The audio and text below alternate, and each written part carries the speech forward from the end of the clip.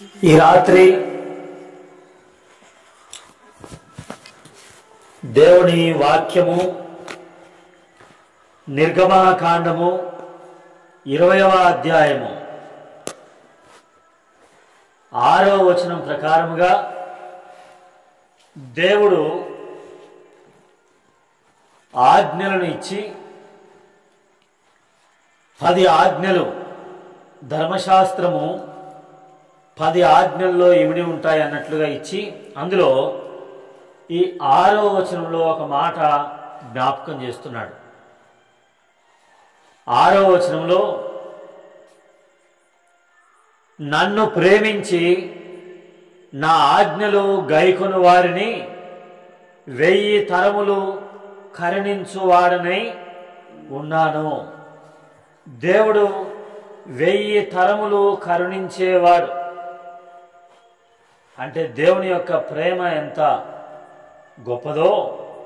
5వ వచనం చూడండి. ఎవరైతే దేవుని యొక్క ఆజ్ఞలు వినకుండా 5వ వచనం ఏలైనగా నీ దేవుడనైనా యెహోవానగు నేను రోషము గల దేవుడను. నన్ను ద్వేషించు వారి ఎవరైతే దేవుని యొక్క నామమును ద్వేషించి అసహించుకొని తృణీకరించి నాకు వద్దనుకొని లేక నిర్లక్ష్యం చేస్తారో పట్టించుకోకుండా ఉంటారో వారినేమో వారి విషయంలో 3-4 తరముల వరకు ఎన్ని 3 లేక 4 తరాలు వరకు దోషమును అక్కడ కొంచెం కోపం చూపిస్తాను అన్నట్లుగా ఉంది.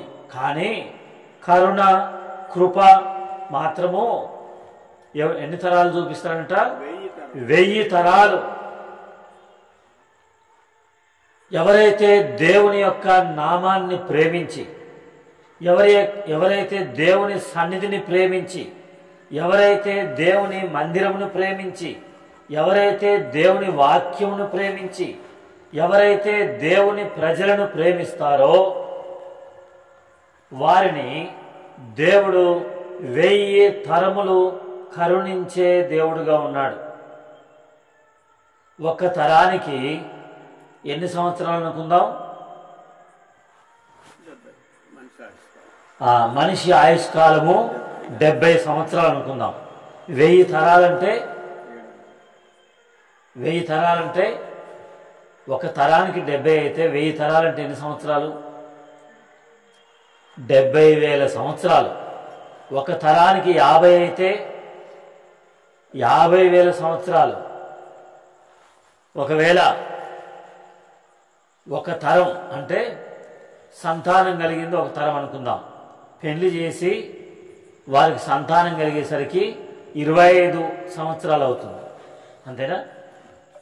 ఒకరు పుట్టి 25 సంవత్సరాలు పెరిగి వివాహం చేసుకుంటే అప్పుడు పిల్లలు అవుతారు కదా.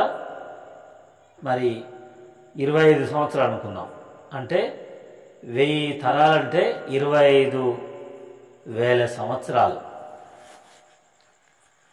ఇక భూమి ఆకాశము గతించేంత వరకు అని కూడా అర్థం. ఈ భూమి ఆకాశములు గతించేంత వరకు. ఎందుకంటే ఆదాము మొదలుకొని ఇప్పటి వరకు ఎన్ని తరాలు అంటే 150 తరాల కంటే ఎక్కువేం కాలేదు. ఆదాము మొదలుకొని ఇప్పటి వరకు. ఎందుకంటే లూకా సువార్త 3వ అధ్యాయంలో ఆదాము దగ్గర నుండి యేసు ప్రభు వరకు ఒక 72-73 తరాలేమో వచ్చినాయి. అక్కడ లెక్క పెడితే ఇంకా కొన్నిసార్లు కన్ఫ్యూజ్ అవుతుంది కాబట్టి 1-2 అని రాయకుండా వారు వీరికి జన్మించెను, వీరు వారికి జన్మించెను, అలా వీరు వారికి వారు వీరికని జన్మించేటువంటి విషయాలు ఉన్నాయి కదా. అవన్నీ లెక్కేసుకుంటూ వెళ్తే యేసు ప్రభు నుండి ఆదాము వరకు, ఆదాము నుండి యేసు ప్రభు వరకు లూకా సువార్త 3వ అధ్యాయంలో ఎన్నో వచనం అక్కడ మనం చూడవచ్చు. 23వ వచనం నుండి 38వ వచనం వరకు కనీసము 72 తరాల కంటే కొంచెము ఎక్కువనే. ఇలా తరాలు అలాగున్నాయి అప్పటి నుండి ఇప్పటి వరకు. ఎందుకంటే ఆ రోజుల్లో ఆదాము దగ్గర నుండి చూస్తే, ఉదాహరణకు ఆదికాండము 5వ అధ్యాయము, ఆదికాండము 5వ అధ్యాయము మనం ఇక్కడ ఆదాము దగ్గర తరము చూస్తే ఎలా ఉందో ఒకసారి ఉదాహరణకు చెప్తున్నాను. 3వ వచనం, ఆదాము 130 ఏండ్లు బ్రతికి తన పోలికగా ఒక కుమారుణ్ణి కన్నాడు. ఆయన పేరేం పేరు? షేతు. షేతు మళ్ళీ 6వ వచనంలో రాయబడింది 105 ఏండ్లు బ్రతికి. అంటే ఒక తరము అక్కడ 100 సంవత్సరాలు వచ్చినట్లుగా ఉంది. ఈ రోజుల్లో 25 సంవత్సరాలు అంటే మళ్ళీ ఒక తరం చూడడం, మరి ఒక తరం చూడడం అనేది 25 సంవత్సరాలు పడుతుంది. యోబు గ్రంథములో యోబు ఆయన 4 తరాలు చూశాడని ఉంది కదా. యోబు గ్రంథము చివరి అధ్యాయము చివరి వచనము,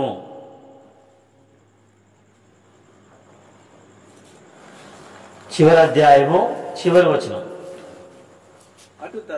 అటు తర్వాత యోబు 140 సంవత్సరాలు, అంతకుముందు ఒకవేళ కొన్ని సంవత్సరాలు అనుకుంటే ఇప్పుడు 140 అనుకుంటే అంత 200 సంవత్సరాలు అనుకుందాం యోబు బ్రతికింది. ఈ 200 సంవత్సరాల్లో ఎన్ని తరాలు చూశాడంట? 4 తరాలు. 200 సంవత్సరాలకే 4 తరాలు. ఆదికాండము 50వ అధ్యాయం, ఆదికాండము 50వ అధ్యాయము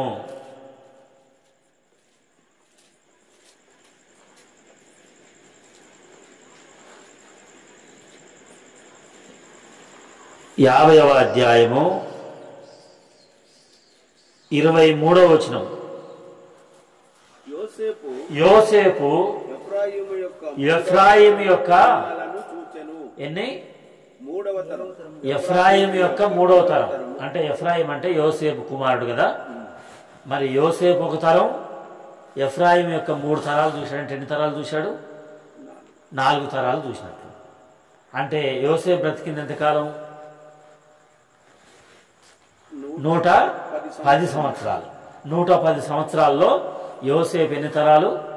4 తరాలు. అంటే దాన్ని డివైడ్ చేస్తే 110 అంతేనా బై 4 కొడితే 25 వస్తుంది కదా. ఉదాహరణ చెప్తున్నాం అంటే మనకు అర్థం కావడానికి అంతే. అలా ఒక 25 సంవత్సరాలకు ఒక తరం అయితే, 50 సంవత్సరాలకు ఒక తరం అయితే, లేక 70 సంవత్సరాల వరకు ఆయుష్ ఉంది కాబట్టి 70 సంవత్సరాలు ఒక తరం అయితే, దేవుడు భూమి ఆకాశములు గతించిపోయేంత వరకు కూడా తన కృపను తరతరాలు చూపిస్తానంటున్నాడు. ఇది దేవుని యొక్క ప్రేమ, దేవుని యొక్క కృప ఎంత ఉంటుంది? దేవుని యొక్క కృప, దేవుని యొక్క దయ ఆయుష్కాలం అంతా ఉంటుంది. దేవుని యొక్క కోపము 1 నిమిషం మాత్రమే ఉంటుందని 30వ కీర్తనలు 30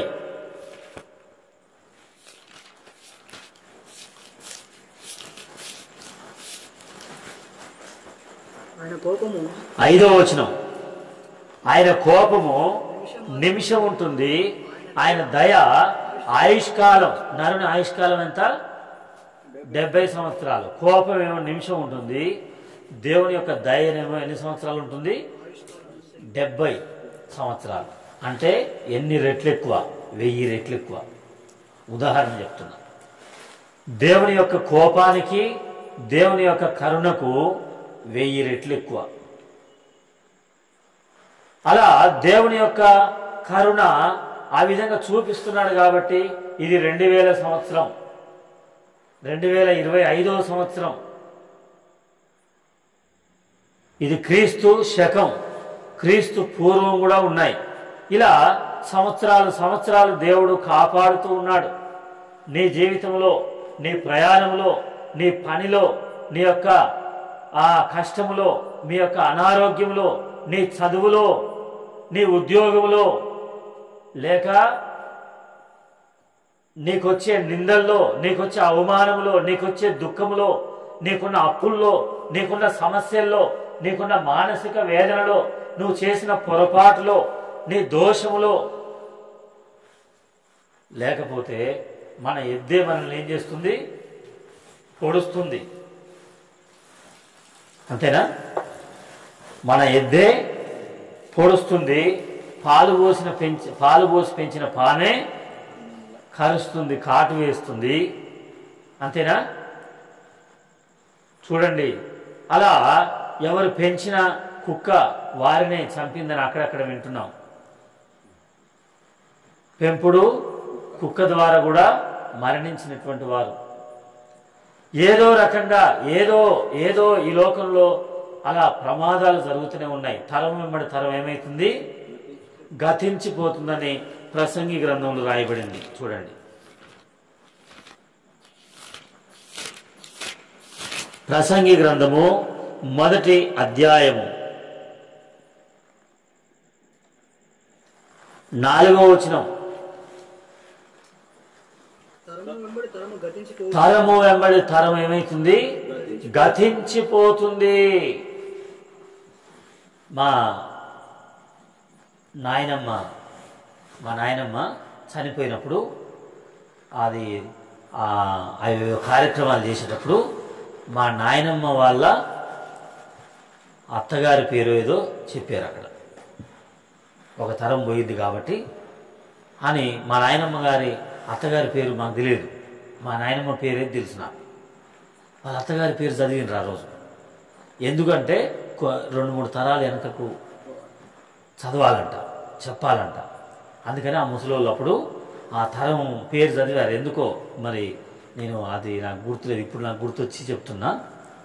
ఒకవేళ ఎవరన్నా మా పెద్దవాళ్ళు కలిస్తే దాని గురించి అడుగుతా. నాయనమ్మ చనిపోయినప్పుడు వాళ్ళ అత్త పేరు చదివారు ఎందుకు అని అడుగుతా. మీకు ఎవరికైనా తెలుసుంటే చెప్పారు, ఇక్కడ ఉన్నాం. తెలుసు ఎవరికన్నా? ఒక తరము ఆ నాయనమ్మ చనిపోయినప్పుడు ఆ చదివినప్పుడు గుర్తు చేసిరు ఆ తరాన్ని, పాత తరాన్ని. అలా తరం వెంబడి తరం ఏమైపోతుంది? గతించిపోతుంది. అయితే దేవుడు తరము కూడా కృప చూపించేవాడు, దయ చూపించేవాడు, జాలి చూపించేవాడు, కరుణ చూపించేవాడు. అలా మరి ఒక తరం వెళ్ళిపోయింది. పాపయ్య గారి తరం వెళ్ళిపోయింది. పాపయ్యనా మారమ్మ, అంతేనా? మారమ్మ గారి తరము, పాపయ్య గారి తరము వెళ్ళిపోయింది. ఇప్పుడు నరసింహ, తర్వాత రాబర్ట్ గారి తరము, ఆ తర్వాత షారోను కుమారుని పేరేం పేరు? ఆశీష్ తరం. ఇప్పుడు చెప్పండి, ఏ తరం? ఆశీస్సును చూసిండా పాపయ్య? చూడండి, ఎన్ని రోజులు అయితే చూసేటోడు? 6 నెలలు అయితే 6 నెలలు అయితే ఆ తరం చూసేవాడు కదా, 4వ తరం చూసేవాడు కదా. 6 నెలలు అయితే 4వ తరం చూసేవాడు పాపయ్య. ఎందుకంటే యోబు చూశాడు, తర్వాత యోసేపు చూశాడు, తర్వాత అబ్రహాము, ఇస్సాకును, యాకోబు వరకు చూశాడు. కానీ యోసేపు మాత్రం 4 తరాలు చూశాడు. కారణం ఏంటంటే అబ్రహాము కాలంలో వాళ్లకు ఆలస్యంగా సంతానం అందింది, ఇస్సాకుకు ఆలస్యంగా సంతానం అందింది, యాకోబుకు ఆలస్యంగా సంతానం అందింది. అందుకని చూడలేకపోయారు. వెంటనే సంతానం అందింది యోసేపుకు, యోసేపు యొక్క కుమారునికి, వాళ్ళ కుమారునికి. అందుకని చూడగలిగారు. ఇదంతా ఎందుకు చెప్తున్నానని మీకు ఇప్పుడు అర్థమవుతుంది. ఇలా తరాలు పోతున్నాయి. తరాలు ఏమవుతున్నాయి? ఓ పాట కూడా ఉంది కదా, తరాలు మారిన యుగాలు మారిన తరాలు మారిన యుగాలు మారిన మారని దేవుడు మన యేసు, మారని దేవుడు. తరాలు మారిన యుగాలు మారిన తరాలు మారిన యుగాలు మారిన మారని దేవుడు మన యేసు, మారని దేవుడు. అలా ఆయన మారడు, ఆయన ప్రేమ మారదు, ఆయన కరుణ మారదు, ఆయన జాలి మారదు, ఆయన ఇచ్చే క్షమాపణ మారదు, ఆయన ఇచ్చే రక్షణ మారదు, ఆయన ఇచ్చే నిత్య జీవము మారదు. తరాలు మారుతున్నాయి. ఎలాంటి తరాలు వస్తున్నాయి తెలుసా? తరాలు మారిపోయి ఎలాంటి తరాలు వస్తున్నాయో చూడండి. వాక్యంలో వ్రాయబడింది. సామెతల గ్రంథము 30వ అధ్యాయము 3వ వచనం. సామెతలు 33.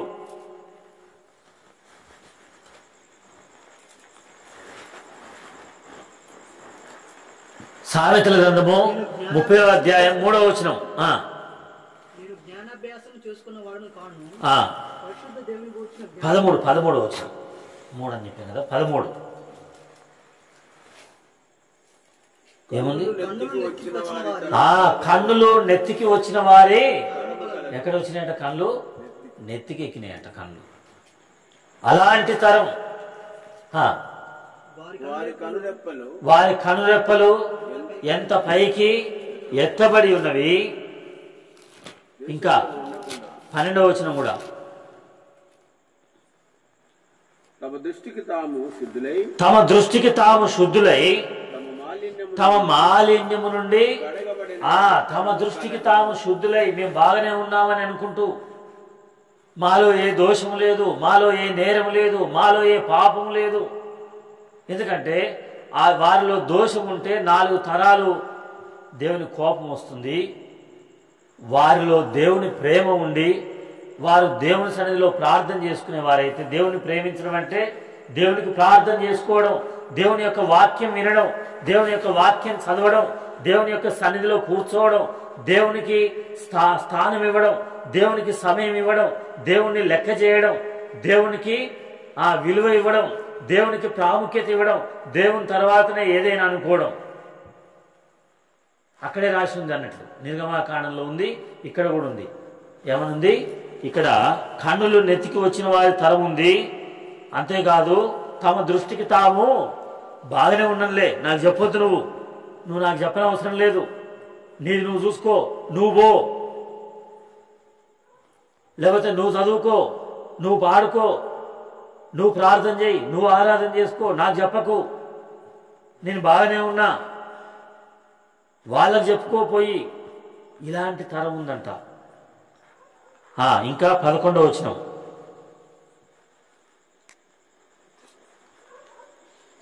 ఏముంది? తమ తండ్రిని శపించుతూ తండ్రిని శపిస్తూ తల్లిని దీవించని తల్లిని దూషించేటువంటి తరం. తల్లిదండ్రులంటే లెక్కలేనటువంటి తరం వచ్చిందంట అని రాశారు ఇక్కడ. తండ్రి అని లెక్క లేకుండా, గౌరవించకుండా, అత్త మామ అని గౌరవించకుండా, అన్న అక్క అని గౌరవించకుండా, తమ్ముడు చెల్లి అని గౌరవించకుండా, భర్త అని భార్య అని గౌరవించకుండా, పెద్దలను గౌరవించకుండా, గురువులను గౌరవించకుండా, సేవకులను, దేవుని సేవకులను గౌరవించకుండా ఉన్నటువంటి తరం వచ్చింది, పాపతరం. ఎన్ని రకాల తరాలు వచ్చినాయి? 1000 తరాలంటే ఇన్ని రకాలు. ఇక్కడ 4 రకాల తరాలు. తండ్రిని శపించే, తల్లిని దీవించని, తమ దృష్టికి తాము శుద్ధులే కడగబడని తరం, కన్నులు నెత్తికి వచ్చిన వారి తరం. ఇక్కడనే మనకు 4 తరాలు ఇక్కడనే కనపడుతున్నాయి. నువ్వే తరంలో ఉన్నావు?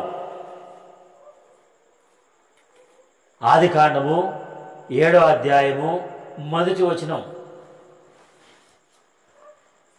ఆదికాండం 7వ అధ్యాయం మొదటి వచనం. ఈ మాటలు వింటున్నటువంటి నీవు ఏ తరములో ఉన్నావు?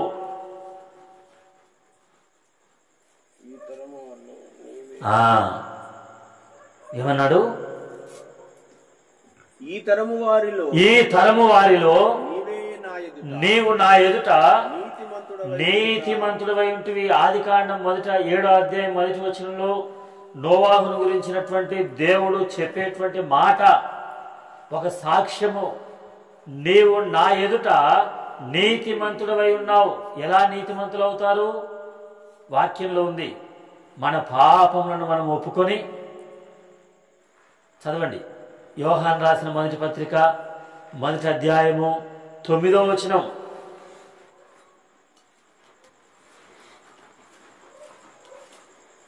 మన పాపములను మనం ఒప్పుకొని ఒప్పుకున్న ఎడల ఆయన అనగా యేసు క్రీస్తు ప్రభువారు నమ్మదగిన వాడును నీతిమంతుడు గనక సమస్త దుర్నీతి నుండి మనలను పవిత్రులనుగా చేస్తాడు. తర్వాత రోమీలకు రాసిన పత్రిక 3వ అధ్యాయము 24వ వచనంలో 24వ వచనము, రోమా 3:24లో ఏ భేదము లేదు. అది 24వ వచనం. కాబట్టి నమ్మువారు ఆయన కృపచేతనే ఎవరైతే దేవుణ్ణి నమ్ముతారో, ఎవరైతే యేసు క్రీస్తుని నమ్ముతారో, ఎవరైతే యేసు క్రీస్తు ప్రభువారు నా కొరకే శిలువలో రక్తమును చిందించాడు, నా కొరకే ఈ భూలోకమునకు వచ్చాడు, నా కొరకై మరణము ఆ కలవరి శిలువలో రక్తాన్ని చిందించి మరణించి సమాధి చేయబడి తిరిగి లేచినాడని నమ్ముతారో వారిని ఉచితముగా ఏం చేస్తాడు? నీతిమంతులుగా తీరుస్తాడు. కాబట్టి అలా నోవాహు వలె నీవు దేవుని ఎదుట నీతిమంతునివి కావాలంటే యేసు రక్తము ద్వారా నీవు నీతిమంతునిగా తీర్చబడతావు. యేసయ్య రక్తాన్ని ఆశ్రయించాలి, దేవుని యొక్క వాక్యాన్ని ఆశ్రయించాలి, దేవుని సన్నిధిలో నువ్వు పశ్చాత్తాపడాలి. మన పాపములను మనం ఏం చేయాలంట? ఒప్పుకోవాలి. మన దృష్టి ఎలా ఉంది, మన మాటలు ఎలాగున్నాయి, మన ప్రవర్తన ఎలాగుంది, మన ఆలోచనలు ఎలాగున్నాయి, అలా ఒప్పుకుంటే ఈ తరములో ఎలా నిందారహితంగా ఉండవచ్చు, నీతిమంతులుగా ఉండవచ్చు. యేసయ్య రక్తము ద్వారా నీతిమంతులమవుతాం. మనము నీతిమంతులం కావడానికి చదవండి యెషయా గ్రంథం 53వ అధ్యాయము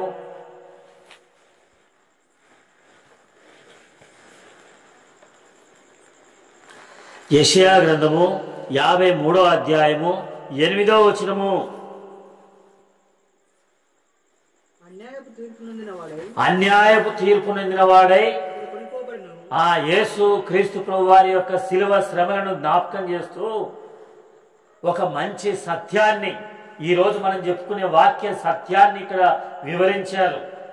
ఏంటంటే అన్యాయపు తీర్పు పొందినవాడై యేసు ప్రభు వారు కొనిపోబడ్డాడు. ఆయన మన అతిక్రమములను బట్టి గాయపరచబడ్డాడు, శిక్షించబడ్డాడు, రక్తమును చిందించాడు, మరణించాడు. సజీవులు భూమిలో నుండి కొట్టివేయబడ్డాడు. అయినను ఈ సంగతి ఆలోచిస్తున్నావా నీవు?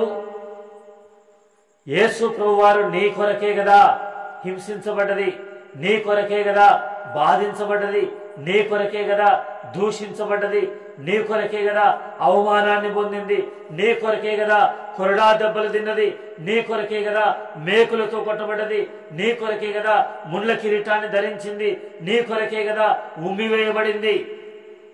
యేసు ప్రభువారు నా కొరకే ఆ శిలువ శ్రమలను అనుభవించిందని ఆ తరం వాళ్ళు గ్రహించలేదు. మరి ఈ తరంలో నువ్వు గ్రహిస్తున్నావా అని ప్రశ్న వేస్తున్నాడు దేవుడు. ఆ తరం వారు గ్రహించక తల ఊచుచూ తల ఊపుతూ అన్నారట, ఈయన దేవుణ్ణి ప్రార్థన చేస్తున్నాడు, ఏలియా ఇతన్ని రక్షించడానికి వస్తాడేమో అని ఆ తరం వారు వెక్కిరించారట. కాబట్టి ఈ తరంలో కూడా నువ్వు వెక్కిరిస్తున్నావు కదా, నువ్వు చేసుకో ప్రార్థన, నువ్వు చదువుకో, నువ్వు చెయ్యి, నువ్వు ఆరాధన చేసుకో, నువ్వు పో మందిరానికి, నువ్వు ప్రార్థనకు, నీది నువ్వు చూసుకో, మాకు చెప్పాల్సిన అవసరం లేదు అనుకుంటున్నావు. ఎందుకు? నీ ప్రవర్తనలో నీకు దుఃఖము, ఒకరోజు ఆ నిత్య నరకము, ఆ అగ్నిగుండం నువ్వు వెళ్ళొద్దని దేవుడు ప్రేమతో ఈ మాటలు వినిపిస్తుంటే నీవు వెక్కిరిస్తలేవా? యేసు ప్రభు వారు జీవించిన తరంలో ఉన్నటువంటి వాళ్ళు వాళ్ళని గురించి యేసు ప్రభు వారు చెప్తున్నాడు. ఏం చెప్తున్నాడు చూడండి. యేసు ప్రభు వారే వాళ్ళని గురించి ఒక మాట చెప్తున్నాడు. స్వయంగా యేసు ప్రభు వారు చెప్పినటువంటి మాట. 9వ అధ్యాయం మార్కు సువార్త 19వ వచనం. మార్కు సువార్త 9:19. అందుకు ఆయన విశ్వాసము లేని విశ్వాసం లేని తరం, విశ్వాసం లేదు. యేసు ప్రభువారి దగ్గరికి వెళ్తే నా కష్టం తీరిపోతుంది, నా దుఃఖం తీరిపోతుంది, నా రోగం బాగవుతుంది, నాకు నెమ్మది దొరుకుతుంది, ఈ రాత్రి ఆయన దగ్గరికి వెళ్తా నా జీవితం మార్చబడుతుంది, నా కుటుంబంలో మేలు కలుగుతుంది, ఇకనైనా నేను ఆ దేవుని దగ్గర బహుమానం పొందుతాను, పరలోకంలో నాకు బహుమానం ఉంది, ఆయన కొరకు కొంతకాలం శ్రమ అనుభవిస్తాను, కులం ఏదైనా, మతం ఏదైనా, జాతి ఏదైనా, దేశం ఏదైనా ఆ దేవుని కొరకు కొంచెం ప్రయాసపడతాను, వెళ్దాం, మీటింగ్ వెళ్దాం, ప్రార్థనకు వెళ్దాం, యేసు ప్రభు వారిని నమ్ముకుందాం, ఆయన సన్నిధిలో కూర్చుందాం అనే విశ్వాసము లేని తరం అని రాశాడు. ఏమన్నాడు? విశ్వాసం లేని తరము. మత్తయి సువార్త 17:17 అంటాడు అదే మాటను. మత్తయి సువార్త 17:17 ఉన్నదా? అందుకు కాబట్టి విశ్వాసం లేని తరము ఏ తరమట? మూర్ఖతరం. అందుకనే పేతురు సువార్త చెప్పినప్పుడు ఏమన్నాడంటే, పేతురు సువార్త చెప్పినప్పుడు అపోస్తలుల కార్యములు 2వ అధ్యాయంలో మీరు రక్షణ పొందాలంటే ఏం చేయాలని అడుగుతున్నారు వాళ్ళు. అయ్యా, మేము రక్షణ పొందాలంటే ఏం చేయాలి? ఆ శిలువను గురించి చెప్తున్నావు కదా, ఆ శిలువ శ్రమలను గురించి చెప్తున్నావు, ఆ యేసయ్య నా పాపం కొరకే రక్తం చిందించడం చెప్తున్నావు కదా. అపోస్తలుల కార్యం 2వ అధ్యాయం 36 నుండి చూస్తే ఆ మాటలు ఉన్నాయి. అంతేనా? అపోస్తలుల కార్యములు 2:36. మీరు సిలువ వేసిన ఈ యేసునే వారు ఆ సిలువ వేసింది అంటే మన పాపముల కొరకే ఆయన సిలువ వేయబడ్డాడు కాబట్టి. అందుకని పాట కూడా పాడతాం కదా, ఆనాటి యూదులే నిన్ను చంపేరనుకొంటే, ఆనాటి యూదులే నిన్ను చంపేరనుకొంటే, కాదు కాదయ్యో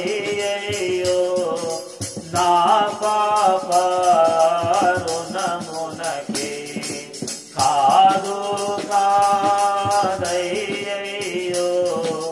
నా పాప రుణమునకే, సిలువలో బలి అయినా దేవుని గొర్రె పిల్ల, విలువైనా నీ ప్రేమ వివరింతో యేసు. ఇలా ఆనాటి యూదులు కాదు, ఈ తరములో ఉన్నటువంటి మన పాపం కొరకు యేసు ప్రభువారు శిలువలో రక్తం గార్చాడు అని పేతురు ప్రసంగం చేస్తూ ఉండగా వారు అడుగుతున్నారు, అయ్యలారా రక్షణ పొందాలంటే మేమేం చేయాలని పేతురును కడమ అపోస్తలులను అడిగారట. 37వ వచనం. అప్పుడు వెంటనే పేతురు చెప్తున్నాడు, మీరు మారు మనసు పొంది పాప క్షమాపణ నిమిత్తము బాప్తిస్మము పొందుడి. మూర్ఖులకు ఈ తరం వారికి అదేనా ఎన్నో వచనం 40వ వచనం. ఇంకను అనేక విధములైన మాటలతో పేతురు ఇంకా అనేక విషయాలు చెప్పాడు వాళ్ళకి. చెప్పి సాక్ష్యం ఇచ్చి మీరు మూర్ఖులకు ఈ తరం వారికి వేరే వెక్కిరించే తరం, నిర్లక్ష్య పెట్టే తరం, నాకు వద్దులే అనుకునేటువంటి తరం, కన్నులు నెత్తికి వచ్చినటువంటి వారి తరం, తల్లిదండ్రుల మాట లెక్క చేయనటువంటి తరం, దేవుణ్ణి ఎరగని తరం అంట. న్యాయాధిపతుల గ్రంథం 2వ అధ్యాయము 10వ వచనంలో, న్యాయాధిపతుల గ్రంథం 2వ అధ్యాయము 10వ వచనంలో రాయబడింది, ఆ తరం వారందరూ వారు వెళ్ళిపోయారు. ఒకరి వెంట ఒకరు భక్తులైనటువంటి వారు వెళ్ళిపోతే మిగిలిన వారి గురించి రాస్తున్నాడు. వారి తర్వాత యెహోవానైనను ఆయన దేవుని ప్రజల కొరకు, సంఘం కొరకు, ఇశ్రాయేలీల కొరకు చేసిన కార్యములనైనను ఎరుగని తరం ఒకటి పుట్టిందంట. దేవుడు చేసిన కార్యాలను ఎరగని తరం. ఒకప్పుడైతే సైకిల్ మీద వెళ్ళేవారు, ఒకప్పుడైతే నడుచుకుంటూ వెళ్ళేవారు, ఒకప్పుడైతే ఆ పిల్లలను భుజాల మీదకి ఎక్కించుకొని వెళ్ళేవారు, ఒకప్పుడైతే వాగులు దాటుకొని వెళ్ళేవారు, ఒకప్పుడైతే చెప్పుకుంటాం కదా మనం, చెప్పలేదా? కరెంటు లేదు, మైకు లేదు, సెల్స్ బ్యాటరీలు అందులో వేసుకొని ఆ మైక్తోనే చెప్పుకుంటూ ఐలారా ఏది లేకుంటే రేకును ఒక బూరలాగా తయారు చేసుకొని ఆ రేకు మూతకు ప్రయాసపడి అని చెప్పుకుంటూ తిరిగినారని చెప్తున్నారు. ఆ రోజుల్లో ఆ తరం పోయింది. పోయి ఇప్పుడు ఏ తరం వచ్చింది? ఏం పోతామండి ప్రార్థనకు? ఏం పోతాం తరం? డిజిటల్ తరం అంట. చేతులనే ఫోన్ పట్టుకొని ఫోన్లో చూసుకుంటూ నేను కూడా ఆరాధనలో పాల్గొంటున్నా అనే తరం. ఎలాంటి తరం? దేవుణ్ణైనను దేవుడు చేసిన కార్యాలను ఎరగనటువంటి తరం. పాపం కాదా ఇది? కాబట్టి అందుకనే యేసు ప్రభువు వారు మార్కు సువార్త 8వ అధ్యాయం 38వ వచనంలో చెప్పాడు. మార్కు సువార్త 8:38లో చెప్తున్నాడు,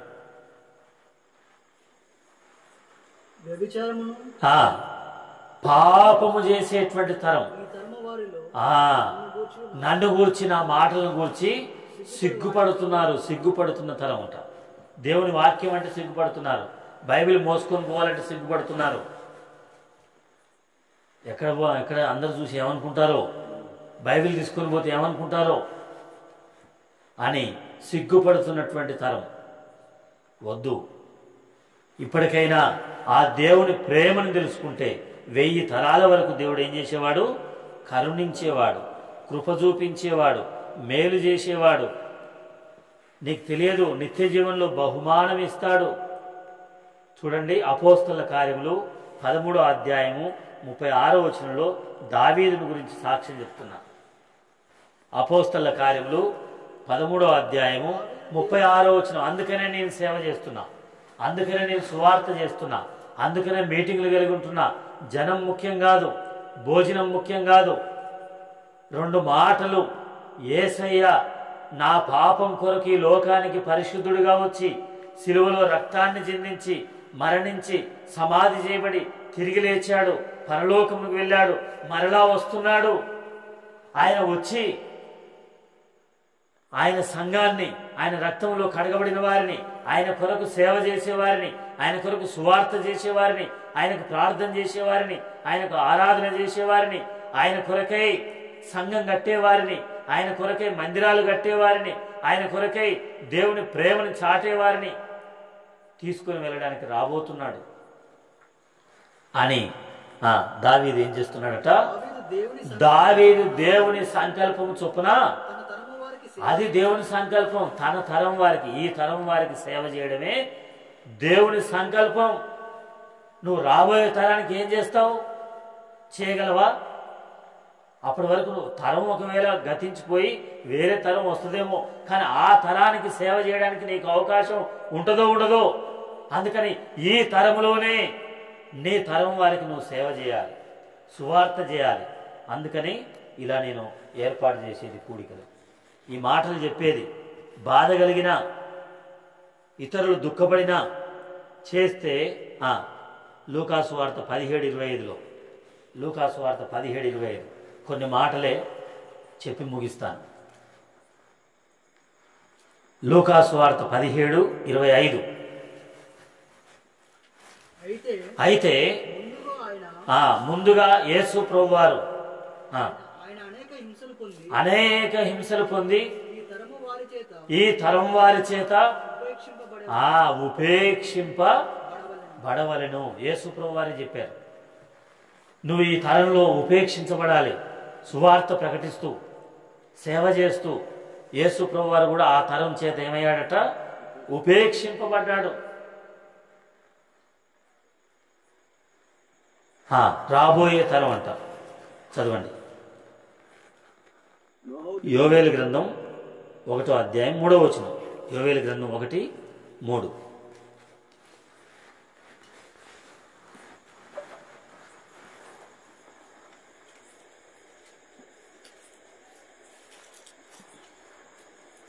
యోవేలు గ్రంథము 1వ అధ్యాయం 3వ వచనం.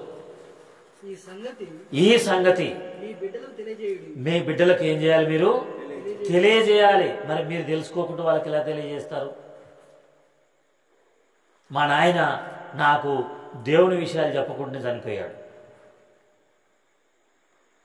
కానీ చనిపోకముందు నేను దేవుని నమ్ముకున్నా, మా నాయనకు దేవుని విషయాలు నేను చెప్పిన. ఇది ఎంత ధన్యత చెప్పండి. రాబోయే తరానికి చెప్పమంటే నాకు పోయిన తరానికి నేను చెప్పిన అంటే ఎంత ధన్యత ఇది. అవకాశం దొరికింది నాకు. అందుకనే ఇప్పుడు మన పితరులు, మన ముసలివారు మంచాల్లో ఉన్నారు, చేతగాకుంటున్నారు, దిక్కులేని స్థితిలో ఉన్నారు, ఆదరణ లేని స్థితిలో ఉన్నారు, పడిపోయిన స్థితిలో ఉన్నారు. వాళ్ళు వెళ్ళిపోయిన తర్వాత వాళ్ళకి చెప్పగలమా? పోనీ రాబోయే తరానికి చెప్పాలంటే మనం ఉంటాం అప్పటి వరకు. కాబట్టి ఇప్పుడే మన పితరులకు చెప్పాలి, ఇప్పుడు మన కళ్ళ ముందు ఉన్నటువంటి వాళ్ళకు కూడా చెప్పాలి. అదే 48వ కీర్తనలో అన్నాడు. 48వ కీర్తన 12వ వచనం. 48:12 ఎంత మంచి మాట అన్నాడు చూడండి. ముందు రాబోయే తరాలకు దాని వివరమును మీరు చెప్పినట్లు. కాబట్టి సియోను అనగా దేవుని సన్నిధి, దేవుని మందిరానికి ఎందుకు రావాలంటే రాబోయే తరానికి మనం ఏం చెప్పాలో నేర్చుకోవడానికి రావాలి మందిరానికి. మందిరం మానేయకండి, రండి, దేవుని వాక్యం వినండి. అంతేనా? రాబోయే తరానికి చెప్పాలంటే సియోను చుట్టూ తిరగాలంట. సియోను చుట్టూ తిరిగితే అప్పుడు రాబోయే తరానికి ఏం చెప్పగలమో నేర్పిస్తాడు. ఇంకొక 2 వచనాలు చెప్పి ముగిస్తాను. చాలా ఉన్నాయి, అయితే ఇంకొక 2 వచనాలు మాత్రమే. ఒకటేమో లూకాసు వార్త 11వ అధ్యాయము 31వ వచనము, తర్వాత 32వ వచనం. ఈ 2 వచనాలు చెప్పి ముగిస్తాను.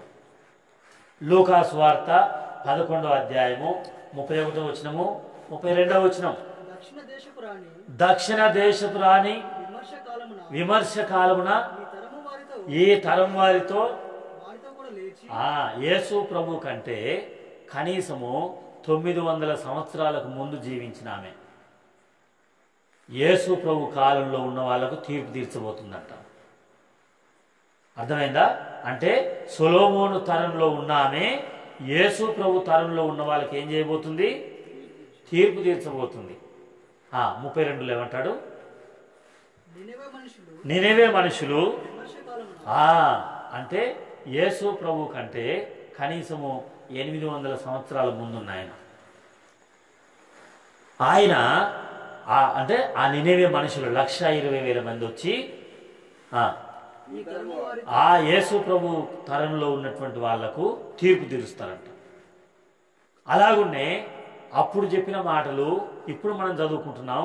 ఇప్పుడు చదువుకుంటే రాబోయే తరం ఒకవేళ ఇంకా 20 సంవత్సరాలకు వస్తాడా, వచ్చే తరంలో వస్తాడా, ఇంకా 2000 సంవత్సరాలకు వస్తాడా, వస్తే అప్పుడు మనము వారికి తీర్పు తీరుస్తాం. మనం ఇప్పుడు నమ్మకంగా దేవునికుంటే, ఇప్పుడు ప్రార్థనలో ఉంటే, ఇప్పుడు సువార్తలో ఉంటే, ఇప్పుడు సేవలో ఉంటే తీర్పు తీరుస్తాం. అప్పుడు అంటే ఆ తరం రాబోయే తరానికి, ఇప్పుడున్న తరానికి. ఒకవేళ ఇప్పుడు నమ్మకపోతే పేతురు వచ్చి మనకు తీర్పు తీరుస్తాడు. లేకపోతే మనకంటే ముందు ఓగోళ్ళు ఎంతమంది సువార్త చేశారో, ఓగోడికి ఎంతమంది వచ్చి కన్నీరు గార్చారో, ఎంతమంది వచ్చి ప్రార్థన చేశారో, ఈ మాటలు వింటున్నటువంటి నీ గ్రామానికి ఎంతమంది వచ్చి సువార్త గతంలో చేశారో. కొంతమంది అంటారు కదా, ఓగోడికి 70 సంవత్సరాల కిందనే వచ్చాడట కదా. ఎవరు? ఒక పాస్టర్ గారు చెప్తారు కదా, మా తాతగారు వచ్చారని చెప్తున్నారు కదా. ఇప్పుడు ఒక ఆయన పాస్టర్ గారు 70 సంవత్సరాల క్రితం ఏమో వచ్చారట. ఎక్కడి నుంచి? కొత్తగూడెం నుంచా? ఈ పక్కన ఏదో ఉంది కదా, చిత్తలూరు నుండి, వంగమర్తి నుండి వచ్చి సువార్తలు చేసిపోయారట కదా. అలా ఉన్నాయి. 30 సంవత్సరాల క్రితం ఒక పాస్టర్ గారు వచ్చి చేసిపోయారు. అంతేకాదు 20 సంవత్సరాల క్రితం ప్రకాశం గారు వచ్చి చేసిపోయారు. అవునా? అలా ఉన్నాయి. 20 సంవత్సరాల తర్వాత నా గురించి చెప్పుకుంటారు. అప్పటి వరకు దేవుడు ఆయుష్ ఇస్తూనే ఉంటా, లేకుంటే వెళ్ళిపోతే నా గురించి చెప్పుకుంటారు. ప్రభుదాస్ గారు వచ్చి వార్త చేసిపోయారు. కాబట్టి ఈ తరం వారికి అంతకుముందు ఎప్పుడో 70 సంవత్సరాల క్రితం వచ్చి సువార్త చేసిపోయిన పాస్టర్ గారు కూడా ఏం చేస్తాడు? తీర్పు తీరుస్తాడు. ఆ తీర్పులో పాలు పొందకుండా ఉండాలంటే నీ తరములోనే నువ్వు యేసు ప్రభువుని నమ్ముకోవాలి, యేసు రక్తములో కడగబడాలి, యేసయ్యను ఆరాధించాలి, యేసయ్యకు ప్రార్థన చేయాలి, యేసయ్య సువార్త చెప్పాలి. నీవు బాగున్నా బాగలేకపోయినా, నీ పరిస్థితులు ఎట్లా కష్టంగా ఉన్నా, ఎన్ని పరీక్షలున్నా, ఒకవేళ నీకు ఎన్ని ఇబ్బందులున్నా, నీవు దేవుని సేవ చేస్తే, సువార్త చేస్తే దేవుడు నీకు బహుమానం ఇస్తాడు. రాబోయే తరానికి నువ్వు తీర్పు తీరుస్తావు. అలా దేవుడు రాబోయే తరానికి మనం ఆశీర్వాద కారణంగా ఉన్నట్లు. అందుకనే నిన్ను బహుతనములకు శోభాతిశయముగాను, ఆశీర్వాద కారణంగాను, సంతోష కారణంగాను మారుస్తాను. అలాంటి అది యెషయా గ్రంథంలో రాయబడింది. నిన్ను బహుతరములకు సంతోష కారణంగా చేస్తానని, శోభాతిశయముగా నిన్ను అలా నన్ను మార్చాలని దేవుడు ఇష్టపడుతున్నాడు. దేవుని వాక్యమును దీవించి మన వినికిడిలో ఆశీర్వదించును.